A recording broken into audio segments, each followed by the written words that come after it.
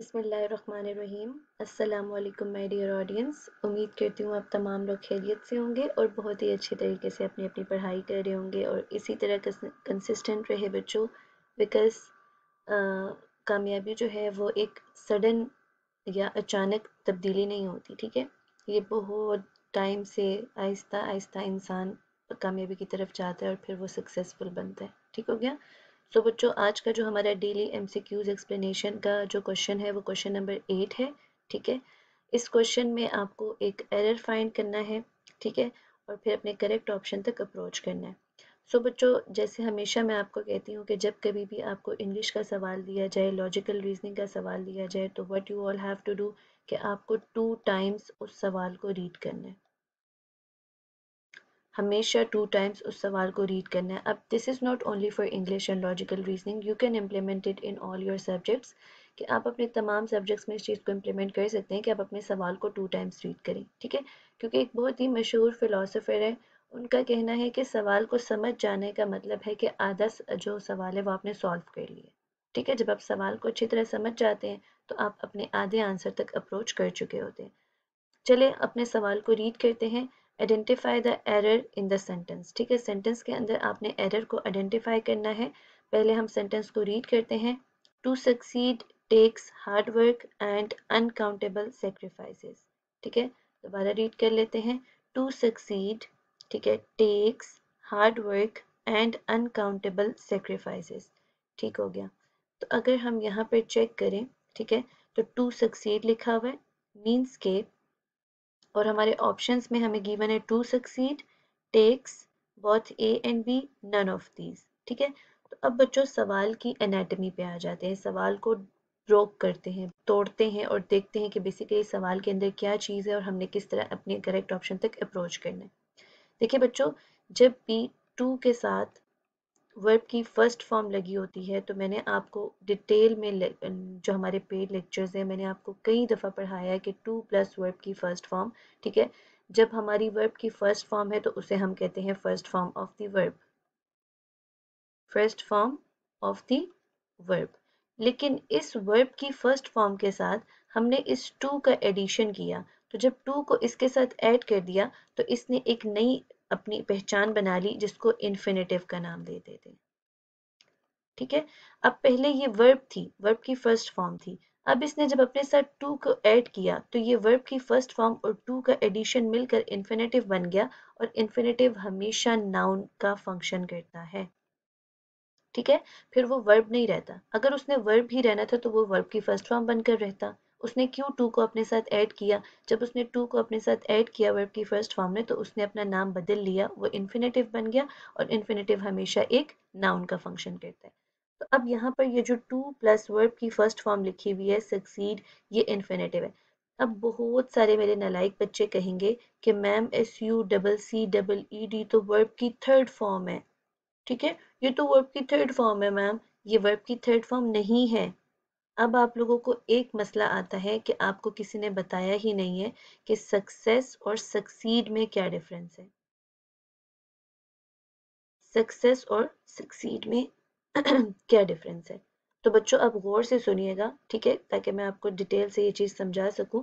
Success noun है, ठीक है, और सक्सीड वर्ब है, ठीक हो गया। अब मुझे बताएं, जब हमने टू के साथ वर्ब की फर्स्ट फॉर्म लगानी होती है, ठीक है, तो क्या सक्सीड हम लोग नाउन लगाते हैं? टू के साथ हम लोग नाउन लगाते हैं और उससे इन्फिनेटिव बनता है? बिल्कुल भी नहीं, बिल्कुल भी नहीं। तो टू के साथ तो वर्ब की फर्स्ट फॉर्म लगनी है। तो मीन्स टू के साथ यहाँ पर आप सब ने अल्फा मार्क किया था और सबका आंसर गलत था। क्यों? क्योंकि आपको पता ही नहीं था कि सक्सीड और सक्सेस में क्या डिफरेंस है। तो अब ये अपने जहनों में लिख लें कि सक्सेस एक नाउन है और सक्सीड एक वर्ब है, ठीक है। सक्सीड एक वर्ब है और वर्ब की फर्स्ट फॉर्म जो सक्सीड की है वो सक्सीड ही होती है।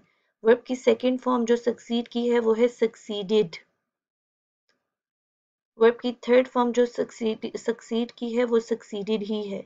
सक्सीड, सक्सीडेड, सक्सीडेड ये रेगुलर वर्ब है, और वर्ब की फोर्थ फॉर्म इसकी है सक्सीडिंग, ठीक है। अब इस चीज को प्लीज गौर से सुन लें क्योंकि मुझे पता है कि ये अब तक आपको किसी ने नहीं पढ़ाई। ये बहुत इंपॉर्टेंट है, ठीक है। और जो नाउन है वो नाउन ही रहेगा सक्सेस। उसके बाद एक होता है सक्सेसफुल,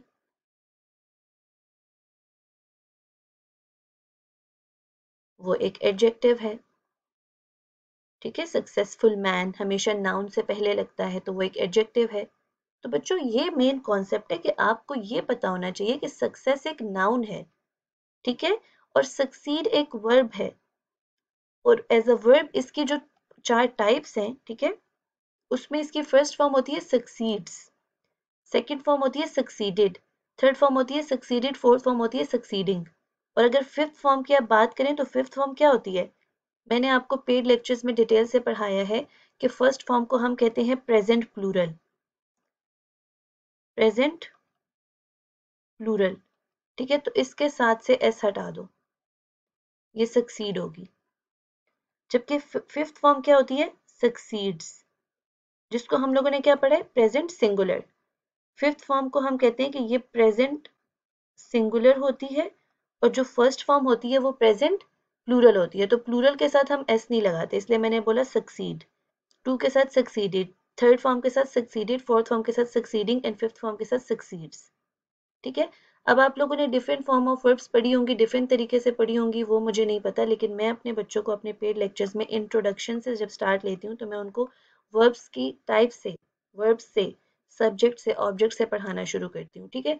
तो फिर उनको ये चीज़ें समझ अच्छी तरह आ जाती है। मैंने बच्चों को वर्ब की 5 टाइप्स पढ़ाई हैं, जिसमें से वर्ब की फर्स्ट फॉर्म को मैंने प्रेजेंट प्लूरल पढ़ाया है, जिसको मैं बेस वर्ब भी कहती हूँ।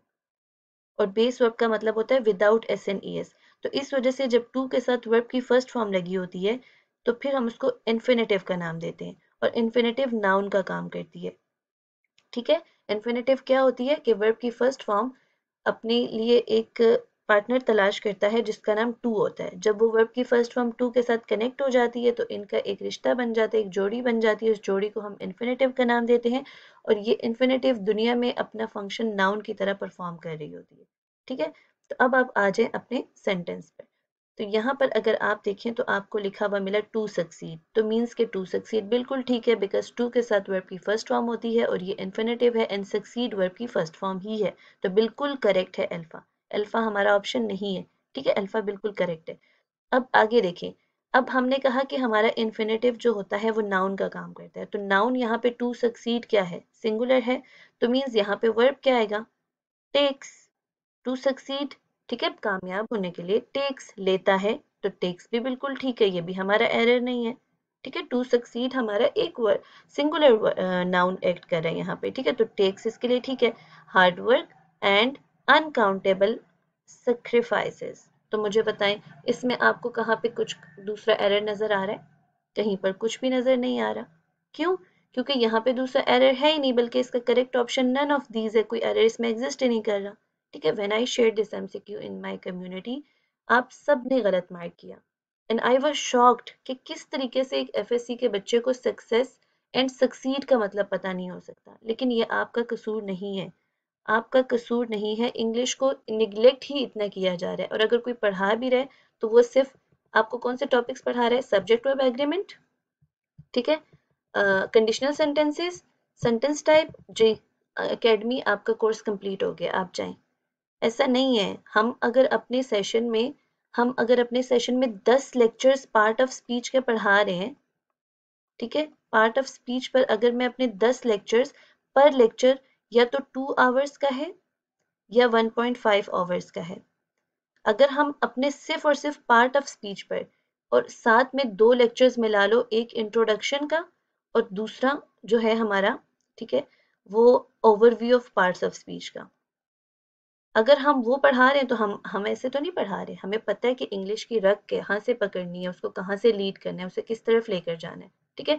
तो समझो अगर 12 लेक्चर्स हम पार्ट ऑफ स्पीच को दे रहे हैं और इंट्रोडक्शन पे हम 3-4 घंटे बच्चों को लगा रहे हैं, और इसी तरह overview of part of speech पे हम करवा रहे हैं, और फिर हम हर एक पार्ट ऑफ स्पीच जो 10 टॉपिक्स हैं, 10 टॉपिक्स ही हम 10 100 और 80 एमसीक्यूज विद डिटेल एक्सप्लेनेशन करवा रहे हैं, तो क्यों करवा रहे हैं? ताकि बच्चों को ऐसी चीजें पता चल सके कि उनको रट्टा लगाना ही ना पड़े, उनको प्रैक्टिकल इंग्लिश इम्प्लीमेंटेशन आ सके। ठीक है। तो चीज़ों को अंडरस्टैंड करें, चीज़ों को समझें, क्योंकि चीज़ें आपको वैसे नहीं आएंगी। अब ये इतना इजी एमसीक्यूज था जिसमें बहुत इंपॉर्टेंट कॉन्सेप्ट था लेकिन आपको नहीं आ रहा था। अब आपने सीख लिया है तो अच्छे से इसको इम्प्लीमेंट करें। बहुत से मेरे बच्चों को इन्फिनेटिव का भी पता नहीं होता। ठीक है, तो बच्चों इन्फिनेटिव क्या होता है कि देखो, वर्ब की मैंने आपको बताई 5 टाइप्स। वर्ब की फर्स्ट फॉर्म को हम कहते हैं प्रेजेंट प्लूरल, वर्ब की सेकेंड फॉर्म को हम कहते हैं पास्ट, वर्ब की थर्ड फॉर्म को हम कहते हैं परफेक्ट, वर्ब की फोर्थ फॉर्म को हम कहते हैं कंटिन्यूअस एंड वर्ब की फिफ्थ फॉर्म को हम कहते हैं प्रेजेंट सिंगुलर। वर्ब की फर्स्ट फॉर्म को प्रेजेंट प्लूरल और वर्ब की फिफ्थ फॉर्म को प्रेजेंट सिंगुलर। ठीक है, तो इन सब चीज़ों को जब आप आराम से देखते हो ना, बहुत अच्छे से आप इनको साथ साथ लेकर चलते हो तो फिर चीज़ें बहुत आसान हो जाती हैं। ठीक है, तो जब आप वर्ब की फर्स्ट फॉर्म के साथ टू का एडिशन करते हो, ठीक है, ये बेचारा अपनी जो शदीद सिंगल होता है V1, फिर ये इसको लड़की मिलती है 2, वो इसके साथ जोड़ी बनाता है तो ये बन जाता है इन्फिनेटिव। ठीक है, और इन्फिनेटिव हमेशा नाउन का एक्शन करती है क्योंकि उससे हमने वर्ब से चेंज किया है टू लगाकर, तो जब वो टू लग गया तो अब वो वर्ब नहीं रही, अब वो इन्फिनेट नाउन बन गया। तो आप देख सकते हैं कि यहाँ टू सक्सीड हमारा नाउन का काम कर रही है, इस वजह से इसने आगे अपने साथ सिंगुलर वर्ब लिया है। ठीक है बच्चों, so this was about this MCQ. अपना बहुत सारा ख्याल रखिए, हमारे कम्युनिटी में जुड़े रहें क्योंकि बहुत से अब एमसीक्यूज हम शेयर करने वाले हैं रमज़ान में। इसी तरह हम 1 minute sorry 10 minutes 15 minutes, it doesn't matter for me. ठीक है, जब तक आपको कॉन्सेप्ट अच्छी तरह एक्सप्लेन ना कर दूँ, टाइम मेरे लिए मैटर नहीं करता। ठीक है, कॉन्सेप्ट समझ में आना चाहिए, फिर वो 1 घंटे में आए, 10 मिनट में आए, 50 मिनट में आए, वो आप पे और मुझ पे डिपेंड करता है।